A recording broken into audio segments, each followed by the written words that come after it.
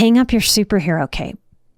Now, if you're like, huh, Nikki, what? I'm not wearing a superhero cape. Check in with yourself. Maybe you are. When we hang up our superhero cape and then laugh at this human condition, the ups and downs of it, the whole shebang of this human experience, the absurdity of some of the things we see, we feel, even the absurdity of my panic, y'all, my anxiety. Now, I don't mean that in a dismissive way. I don't mean that in any kind of stigmatized way of judging our anxiety or minimizing it, the impact it has. But I find it quite absurd that in a non-anxious moment, the world can seem so calm and secure, everything right in the world, and then it's like the wind can change out of nowhere. And we can wonder if we're going to implode, if we're ever going to make it to our goals.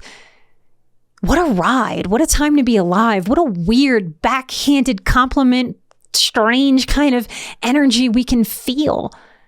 To learn to be grateful for our struggles, for what it teaches us. See how not logical our psychological experience can be? I had someone many years ago send me a picture. They drew it. And it was a picture of a hung up cape. And what was communicated in the message was, I finally hung up my superhero cape. Thank you for helping me understand that I was wearing one. We are people pleasers. We are recovering codependents as highly sensitive people, as trauma survivors. We're very good at putting on that superhero cape and wanting to fix things, wanting to help others, wanting to relieve the pain in the world. And if we're overwhelmed, if we're struggling, we need to learn when it's smart and right to hang up that superhero cape. Maybe for a season, maybe for a moment, maybe for a lifetime. When we are in anxiety, it can be as if we want to put on that superhero cape and save ourselves from it. Again, it makes total logical sense to think that, to feel that, to want that, to be that even.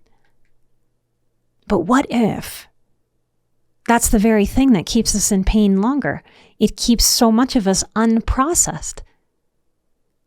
To save ourselves from the experience of the emotion instead of having it is quite a shift.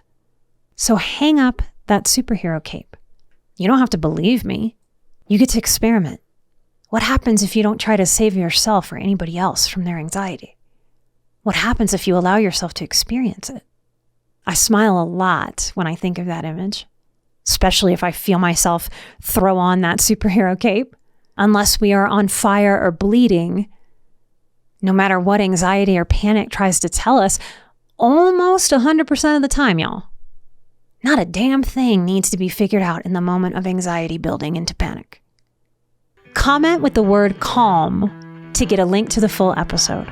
Remember to find Emotional Badass wherever you get your podcasts and subscribe.